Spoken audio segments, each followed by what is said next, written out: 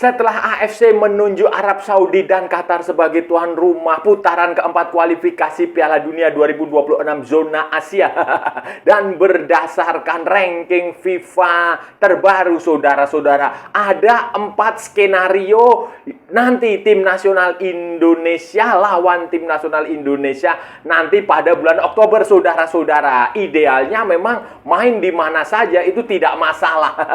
Idealnya, tapi prakteknya biasanya kalau main di Arab banyak faktor non teknis. Halo saudara-saudara, jumpa lagi dengan komentator gadungan di sini. Dengan komentator yang gadungan.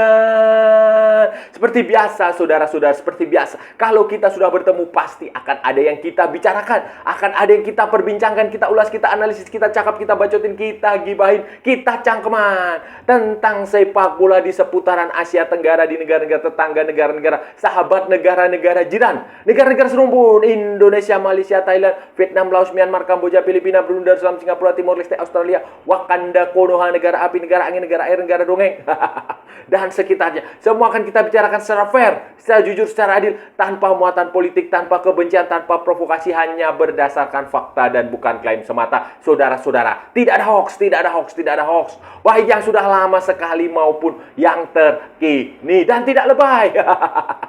Bebas saudara-saudara, bebas, bebas, bebas, bebas, bebas, bebas. Yang penting sopan.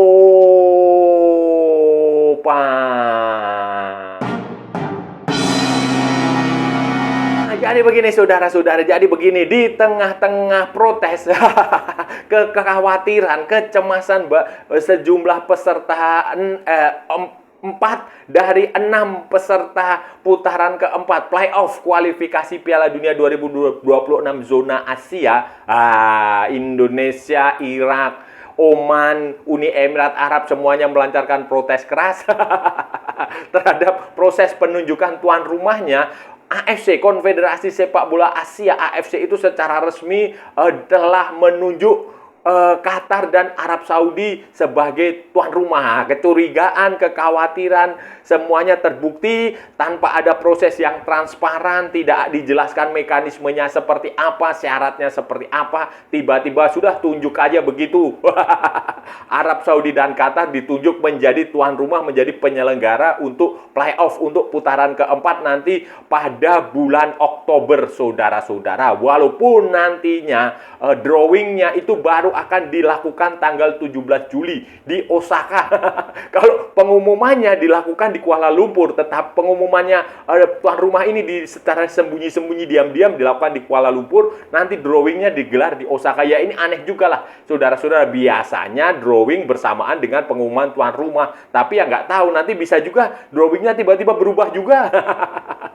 Untuk diatur bagaimana caranya supaya Qatar dan Arab Saudi bisa lolos otomatis, ya kita nggak tahu, saudara-saudara. Tetapi kecurigaan itu cukup mendasar, cukup masuk akal, karena kita tahu reputasi selama ini seperti apa. Dan ya bayangin aja saudara-saudara, Qatar adalah juara Piala Asia. Mereka adalah tuan rumah Piala Dunia 2022. Sementara Arab Saudi itu adalah tuan rumah Piala Dunia 2034.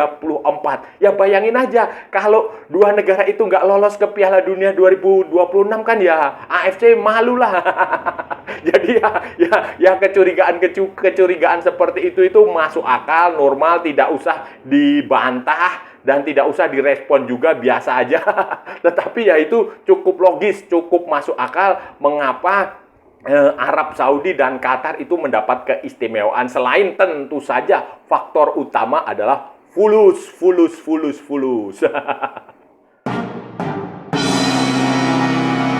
Ya sudahlah saudara-saudara, ya sudah, nggak ada apalah, nggak bisa ngapa-ngapain lagi selain cuma protes, semakin mengeluh. Ya nggak ada apa-apa kecuali Anda bikin konfederasi sendiri, bikin FIFA sendiri, bikin organisasi tandingan. Nah, tetapi ya sekarang nggak bisa apa-apa, ya sudah ikuti jalan pikiran AFC, sudah ikut peraturan. Pertandingan tetap digelar di Arab Saudi, tetap digelar di Qatar, ya karena memang ya itu sudah bukan rahasia umum lah kalau duit mereka itu nggak ada yang bisa ngalahkan duitnya Qatar, nggak ada yang bisa ngalahin duitnya Arab Saudi, nggak ada. Yang bisa mengalahin sebenarnya Cina, tetapi Cina kan nggak ikut. Nah, ya sudah. Itu dan dengan dengan penunjukan ini otomatis dan ditambah juga dengan ranking yang dari 6 negara peserta ini, dari 6 negara yang ikut ini, Arab Saudi dan Qatar itu rankingnya yang paling atas, saudara-saudara. Ranking paling atas, otomatis kedua negara itu kemungkinan besar akan masuk pot 1. Qatar itu ada di ranking 55 FIFA, sementara Arab Saudi itu ranking 58, saudara-saudara. Sementara Irak itu 59, Uni Emirat Arab 65, Oman itu 77, dan Indonesia itu 123. Ini berdasarkan ranking yang sebelumnya ya, bukan ranking yang terbaru. Ranking yang terbaru itu nanti bulan, kalau nggak salah itu awal Juli atau akhir Juni itu baru dirilis. Tetapi berdasarkan daftar ranking yang lama itu seperti itu. Artinya Arab Saudi dan Qatar sebagai ranking utama akan menjadi pot 1 dan pot 2, dan tuan rumah itu otomatis tidak akan ditemukan, tidak akan bertemu. Ya itu memang skenario AFC itu begitu. Supaya Arab dan Qatar itu lolos bersama, tidak saling bertemu. Kemudian nanti di pot kedua baru ada Irak dan Uni Emirat Arab. Sementara di pot ketiganya baru Oman dan Indonesia. Itu memang skenario mereka begitu. Skenario AFC itu rancangannya itu seperti itu untuk mencoba meloloskan Qatar dan Arab Saudi karena mereka gagal lolos langsung kemarin, sudah. Kondisi seperti itu, saudara-saudara, otomatis ini akan ada 4 skenario calon lawan Indonesia nanti di kualifikasi putaran keempat itu, saudara-saudara. Skenario pertama tentu saja, skenario pertama nih ya entah grup A atau grup B, pokoknya kemungkinan Indonesia akan bertemu Qatar dan Irak. Nah, itu skenario pertama. Skenario kedua, Indonesia bertemu Qatar dan Uni Emirat Arab. Itu nanti kalau kita ikut grupnya Qatar. Di skenario ketiga itu kita ikut grupnya, skenario ketiga dan 4 kita ikut grupnya Arab Saudi. Berarti kita akan bertemu dengan Arab Saudi, bertemu dengan Irak. Itu skenario ketiga. Skenario keempatnya kita akan bertemu dengan Arab Saudi dan Uni Emirat Arab. Oman enggak, karena Indonesia nggak mungkin ketemu Oman, karena Oman sama Indonesia itu ada di pot 3 ranking terbawah. Jadi ya nggak ketemu. Nah, bertemu Qatar, bertemu Irak. Sudah lama kita nggak ketemu Qatar, saudara-saudara. Seingat saya itu dulu di Piala Asia, saudara-saudara. Ingat kita Qatar, waktu di Piala Asia kita ketemu Qatar, bukan? Dan ya, saudara-saudara tahu sendirilah kondisinya seperti itu, yang terjadi seperti itu. Kemudian Irak, terakhir kemarin di putaran kedua. Kemudian Uni Emirat Arab itu juga saya rasa kita sudah terakhir kapan ya? Kayaknya sudah lama juga kita nggak jumpa Uni Emirat Arab ya. Kalau saya ingat saya dulu Asian Games 2018 kita ketemu Uni Emirat Arab. Tapi itu beda ajang. Sementara Arab Saudi ya, kita pernah mengalahkan Arab Saudi kan di putaran ketiga. Kita juga pernah menahan imbang Arab Saudi juga di putaran ketiga waktu main di kandangnya Arab Saudi. Jadi secara teknis di atas lapangan sudah, secara ilmu sepak bolanya, taktik, strategi, kemudian apapun itu, materi, skuad, pengalaman, jam terbang, itu saya rasa kita grup ini semua ini rata-rata setara. Kualitasnya itu, kemampuannya itu setara, dan peluangnya juga 50-50. Justru menjadi kekhawatiran kita bersama, seharusnya ini menjadi kekhawatiran bersama adalah faktor non-teknis. Faktor non-teknis, saudara-saudara, faktor non-teknis ini sudah bukan rahasia lagi kalau ketemu tim-tim seperti Qatar, Arab Saudi, ya. Pokoknya tim-tim Arab yang kaya-kaya itu, Uni Emirat Arab itu selalu saja ada faktor-faktor invisible hand. Tangan-tangan siluman, misterius lah, saudara-saudara. Faktor yang tidak bisa, faktor non teknis. Nah, ini kita sudah pernah mengalaminya waktu melawan, bahkan melawan Bahrain pun, saudara-saudara ingat kan waktu itu melawan Bahrain. Kemudian di Piala Asia kita bertemu dengan Qatar, ya seperti itulah. Saudara-saudara tahu sendiri. Dan itu tidak hanya dialami oleh Indonesia. India bertemu Qatar juga kondisinya kacau waktu itu. Iran ketemu Qatar sekalipun juga kondisinya kacau. Jadi ada banyak faktor non teknis ini yang memang harus diwaspadai benar-benar, harus diperhatikan dengan serius. Kalau kita nggak bisa mengalahkan mereka dengan mutlak, ya berat saudara-saudara. Kalau menang-menang tipis, kalau hanya bermain imbang, kalau kita kurang bertenaga, ya berat. Ada kemungkinan faktor-faktor non teknis itu masuk, bisa melewati panitia pertandingan, bisa melewati pengurus AFC, bisa melewati wasit, bisa juga melewati hotelnya itu yang tempat akan menginap itu. Jadi ada banyak faktor non teknis yang memang ini harus benar-benar diwaspadai ketika nanti pertandingan, apakah kita akan bertanding di Qatar atau di Arab Saudi. Tetapi ini harus benar-benar menjadi perhatian. Idealnya memang main di mana saja itu tidak masalah. Idealnya seperti itu. Tetapi kenyataannya, realitasnya di lapangannya itu bisa saja berbeda. Bisa saja berbeda, dan ini benar-benar harus, pesan saya, harus diwaspadai benar-benar oleh tim nasional Indonesia. Menghadapi itu makanya butuh mental. Mentalitas itu penting. Kita butuh pemain yang punya mental bagus, bukan pemain-pemain yang lebay, bukan mentalitas cengeng, bukan pemain-pemain yang hanya ngetop di sosial media. Bukan pemain-pemain yang melambai. Bukan. Kita butuh pemain yang mentalnya baja. Masalahnya, saya nggak melihat itu ada pada tim nasional kita. Ke pemain Indonesia itu kalau main di kandang itu luar biasa hebatnya. Tetapi kalau mereka sudah main tandang, wah itu berat saudara-saudara, berat. Karena itu selalu sudah ditanamkan sejak lama. Sejak di klub itu, pemain-pemain lokal itu kan selalu, oh ini kandang kita nggak boleh kalah. Harga mati main di kandang. Kayak begitulah. Akhirnya ya banyak yang mati juga.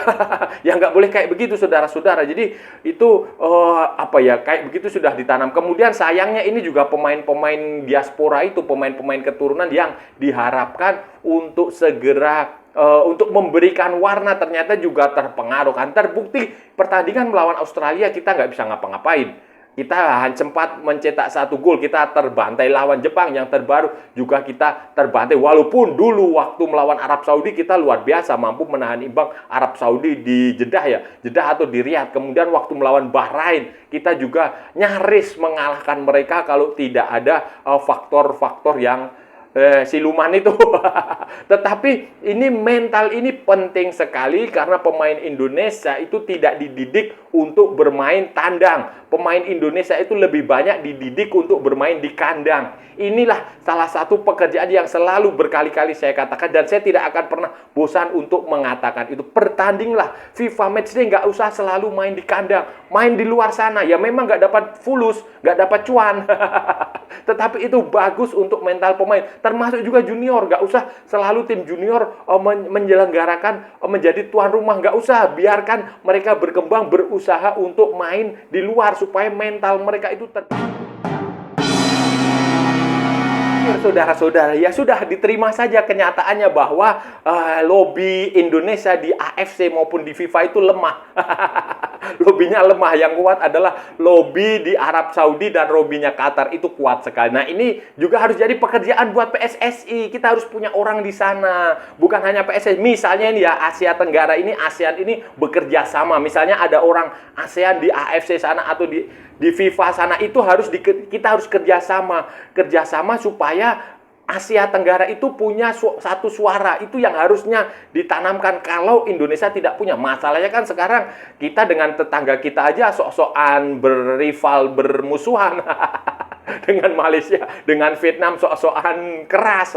Padahal sebenarnya kalau kita bisa ya sesama negara Asia Tenggara itu harus bekerja sama, lobby secara politik, secara organisasi di FIFA sana, di AFC sana itu harus. Jadi satu suara. Kalau Indonesia nggak bisa ngirim orang, ternyata di sana misalnya nih ada pengurus dari Malaysia, ada pengurus dari Vietnam, dari Laos ya, itu kita manfaatkan dan itu nanti suatu saat kalau negara yang sama itu butuh bantuan, kita bisa bantu. Itulah yang harus dilakukan, kerjasama antara negara-negara Asia Tenggara untuk sama-sama melobi. Jadi apa ya istilahnya, punya pengurus ya, kerjasama dalam organisasi di sana, lobi sama-sama lobi, karena itu kepentingannya bukan untuk kepentingan satu negara tapi kepentingan regional juga gitu loh. Jadi sudut pandangnya dirubah. Kalau Indonesia lolos, ya alhamdulillah itu kemenangan Asia Tenggara. Ternyata misalnya Malaysia yang lolos, ya itu berarti kemenangan Asia Tenggara. Bukan kita iri, bukan kita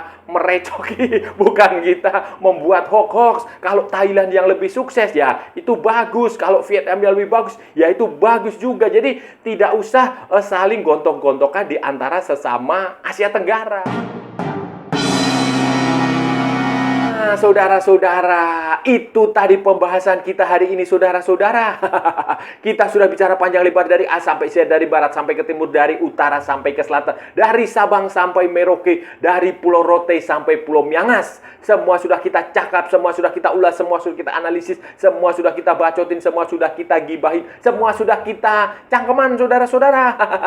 Tadi hari ini kita bicara tentang skenario yang mungkin saja dihadapi oleh tim nasional Indonesia nanti di putaran keempat kualifikasi Piala Dunia 2026 zona Asia, saudara-saudara. Di putaran ada 4 skenario yang mungkin terjadi. Siapa saja calon lawan tim nasional Indonesia setelah Qatar dan Arab Saudi ditetapkan sebagai host, sebagai tuan rumah. Dan biasanya ini drawing potnya itu didasarkan pada ranking terbaru, ranking edisi sebelumnya. Walaupun nanti ranking terbaru nanti juga ada, nanti bulan nanti ini setelah FIFA Matchday Juni kan nanti ada ranking, tapi kan itu kemungkinan juga perubahannya tidak terlalu signifikan lah, saudara-saudara. Nah, itu kemungkinannya ada pot satunya itu ya kalau nggak Arab Saudi dan Qatar, kebetulan mereka tuan rumah, kemudian pot 2-nya Irak dan Uni Emirat Arab, dan pot ketiganya Indonesia serta Oman berdasarkan ranking FIFA yang terkini ya, yang nanti belum sekarang ini. Dan dengan skenario seperti itu, dengan kondisi seperti itu, ya kemungkinan Indonesia bisa saja satu grup dengan Qatar, dengan Irak. Nah, bisa juga satu grup dengan Qatar, dengan Uni Emirat Arab. Bisa juga satu grup dengan Arab Saudi, dengan Irak. Bisa juga satu grup dengan Arab Saudi, dengan Uni Emirat Arab. Kalau Oman dan Indonesia di pot ketiga nggak mungkin bertemu. Dan ini tidak mudah, saudara-saudara, tidak mudah. Ya, kalau kita bertemu Arab Saudi tuan rumah, Qatar tuan rumah, ya itu kemungkinan ya saya sih gimana ya, 50-50 lah. Secara teknis itu kita 50-50. Saya selalu mengatakan dan saya akan konsisten mengatakan itu. Secara teknis kita 50-50. Kita pernah menahan imbang Arab Saudi, kita pernah mengalahkan Arab Saudi. Qatar kita belum pernah bertemu dalam waktu dekat ini, maksudnya. Ini belum pernah. Uni Emirat Arab kita juga belum pernah, tetapi kualitasnya tidak berbeda jauh lah. Kemudian Irak kita kalah di putaran kedua, saudara-saudara. Dan itu membuat saya rasa kalau kita ketemu Irak, walaupun Irak yang sekarang itu pelatihnya sudah berbeda, Graham Arnold, pelatih sebelumnya yang dari Spanyol itu sudah nggak ada lagi, tetapi ya saya rasa Irak itu punya kualitas. Nah, yang paling dicemaskan dari pertandingan menghadapi tim-tim Arab, apalagi main di Arab sana, saudara-saudara, di Timur Tengah, adalah faktor non-teknis. Terkadang ada aja hal-hal yang non-teknis yang tidak pernah kita bayangkan, tetapi tiba-tiba muncul. Itu selalu saja seperti itu, saudara-saudara. Negara-negara Arab, saya nggak tahu ya, karena bagaimanapun juga itu Arab Saudi dan Qatar itu berkepentingan untuk lolos ke Piala Dunia. Kenapa? Karena Qatar adalah tuan rumah edisi sebelumnya Piala Dunia 2022 dan mereka adalah juara Piala Asia. Masa iya mereka nggak lolos Piala Dunia? Sementara Arab Saudi itu akan menjadi tuan rumah Piala Dunia 2030 ya, 2034 ya, ya itu otomatis kan mau tidak mau kan masa iya mau tampil di menjadi tuan rumah di Piala Dunia 2034 mereka tidak tampil di Piala Dunia 2026 dan Piala Dunia 2030. Jadi ini yang bikin pusing kepala kita saudara-saudara. Dan saya rasa sudah cukup ya pembahasan kita kali ini. Kalau ada salah-salah ya mohon maaf. Namanya juga gadungan saudara-saudara. Wajar kalau gadungan itu salah. Tetapi kalau benar berarti sebuah kebenaran. Kalau saudara-saudara merasa channel ini bermanfaat, berguna, menghibur, menginspirasi, silahkan like, share, and subscribe. Tapi kalau tidak bermanfaat, tidak berguna, ya nggak usah ditonton. Nggak usah nyampah, santai aja. Jangan membuat komentar-komentar yang menghina, menghujat, melecehkan, merendahkan orang maupun negara lain. Karena ini hanya bola, kita cari teman, bukan cari musuh. Ikuti juga akun media sosial komentator gadungan ada di Instagram, ada di Facebook, dan ada di TikTok. Yang bukan TikTok Shop, saudara-saudaraku semuanya. Oke, sampai bertemu lagi di edisi berikutnya dengan tema-tema yang jauh lebih tidak bermanfaat, dengan tema-tema yang jauh lebih tidak berguna, dan dengan tema-tema yang jauh lebih membagongkan. Salam olahraga dan merdeka!